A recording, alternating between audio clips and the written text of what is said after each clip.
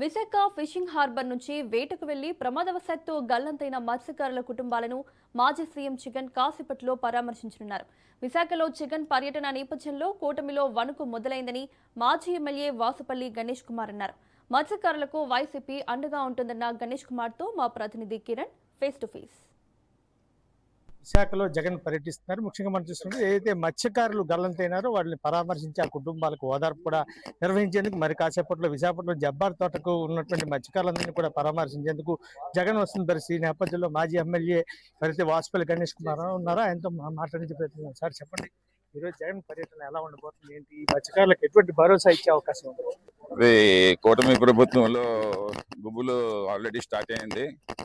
ఎందుకంటే జగన్మోహన్ రెడ్డి గారు వస్తున్నారు అనగానే పేదల పాటి పెనిది, అందులో మత్స్యకారులు అంటే అమిత ప్రేమ ఉండే వ్యక్తి ఏమి అనౌన్స్ చేసి వస్తారా అని చెప్పేసి, ఎందుకంటే వాళ్ళు అందలేని రీతిలో జగన్మోహన్ రెడ్డి గారు ఉంటారన్నమాట ఎప్పుడు కూడా. మేము కూడా అదే ఆస్త చూస్తూ ఉన్నాము. మాకు గంగమ్మ తల్లి, అలాగనే మా ధైర్యం జగన్మోహన్ రెడ్డి గారు. అన్యాయం జరిగింది, న్యాయం చేయమని చెప్పేసి పోరాటం చేశాము. కానీ కూటమి ప్రభుత్వం, ముఖ్యంగా చంద్రబాబు నాయుడు గారు వినలేదు. ఇది మాకు చాలా బాధ అనిపించింది. అందుకే మేమేమో మా ప్రశ్నించే గొంతులు నొక్కేస్తా ఉన్నారు. జగనన్న మీరు వస్తే కానీ ఈ కూటమి ప్రభుత్వం దిగిరాదు అని చెప్పేసి చెప్పిన వెంటనే, అదే గణేష్ అన్న నేను వస్తాను, భరోసా నింపుతాను, తప్పకుండా మనం ఏం చేస్తాం అనేది వాళ్ళకి తెలియజేస్తాము. ఈ కూటమి ప్రభుత్వం మీద ఒత్తిడి తెస్తాము. వాళ్ళు కానీ చెల్లించకపోతే తప్పకుండా అది మనమే చేస్తామని చెప్పి మాట ఇచ్చి మరి వస్తా ఉన్నారు. సో దానికోసం మేము వెయిట్ చేస్తున్నాం. గణేష్ గారు ఒక మాట చెప్పండి, 2 రోజుల క్రితం మీరు ఒక స్పెషల్ అనౌన్స్మెంట్ ఉండే అవకాశం ఉంటుంది ఇక్కడికి జగన్ గారు వచ్చిన తర్వాత అన్నారు. అంటే అది మావిగాని కావచ్చు, లేదంటే జగన్ గారి పాదయాత్ర కావచ్చు, లేదంటే మత్స్యకారులకు ఒక రకమైనటువంటి భరోసా ఇస్తూ వాళ్ళకి ఏదైనా సరే ఉపాధి కల్పించేలాగా ఏదైనా ఆర్థిక భరోసా అనౌన్స్ చేయొచ్చు, ఏదైనా కావచ్చు అని 2 days బ్యాక్ మీరు ఎక్కడే చెప్పారు. అంటే ఏదైనా ఉండొచ్చు అని అనుకుంటున్నారు? మత్స్యకారులకి ఈ రోజు అంటే నేను చెప్తాను ఏంటంటే అతనే భరోసా అన్నమాట.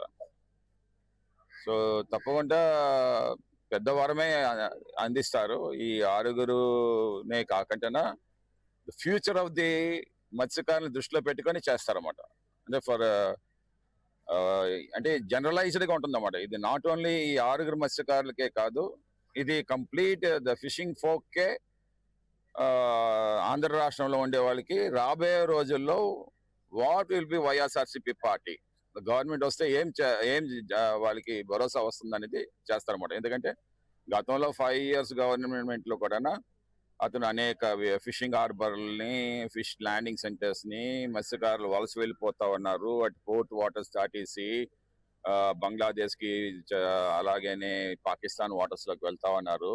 ఏంటి మనకు 950 kilometers వాటర్ ల్యాండ్ ఏరియా ఉంది కదా, అయినా ఏంటి వీళ్ళందరూ కూడా వెళ్తా ఉన్నారు అని చెప్పేసి ఇన్ని సంస్కరణలు తీసుకొని వచ్చారన్నమాట. అది పూర్తిగా వీళ్ళు నాశనం చేస్తా ఉన్నది కుటుంబ ప్రభుత్వం. సో అది దృష్టిలో పెట్టుకొని చూసినా సరే జగన్మోహన్ రెడ్డి గారు మరింత వరాలు ఈ రోజు ఇచ్చే అవకాశం ఉందని ప్రస్తుతం మనం చూసుకుంటే ఏదైతే ఈ రోజు వాసుపల్లి గణేష్ కుమార్ గారు పర్టికులర్ గా చెప్తున్నాను బట్టి ఖచ్చితంగా జగన్మోహన్ రెడ్డి ఈ రోజు మత్స్యకార కుటుంబాలను, మత్స్యకారులు ఎవరైతే ఉన్నారో వాళ్ళందరినీ ఆదుకునేలాగా ఒక స్పష్టమైనటువంటి ప్రకటన చేసే అవకాశం కనిపిస్తుందని చెప్పి, ఏదైతే ఈ రోజు 6గురు గల్లైనటువంటి మత్స్యకార కుటుంబాలకు భరోసా ఇస్తూ వాళ్ళని ఆదుకునేందుకు కూడా ఒక ప్రకటన చేసే ఛాన్స్ అయితే కనిపిస్తుందని చెప్పి, ఇప్పటికే 6గురు మత్స్యకారులు గల్లంతు కావడం, మరోవైపు ఏదైతే ప్రాణాలతోటి ఉన్నటువంటి తాను ఒక్కడే రక్షింపబడినటువంటి కార్యాచరణ ఉన్నాడో అతను కూడా ఆదుకునే ఛాన్స్ అయితే కనిపిస్తుంది. ఏదైనప్పటికీ ఈ రోజు జబ్బార్ తోటలో భారీగా ఇప్పటికే వైఎస్ఆర్ పార్టీ శ్రేణులందరూ కూడాను రావడం జరిగింది. ఇంకో పక్క అక్కడ ఉన్నటువంటి కుటుంబాలను కూడా వాళ్ళందరినీ కూడా ఓదార్చే కార్యక్రమాన్ని మరి కాసేపట్లో మాజీ ముఖ్యమంత్రి జగన్మోహన్ రెడ్డి చేయబోతున్నారు. కెమెరామెన్ రాజశేఖర్ కుమార్, రాజ్యసభ వైజాగ్.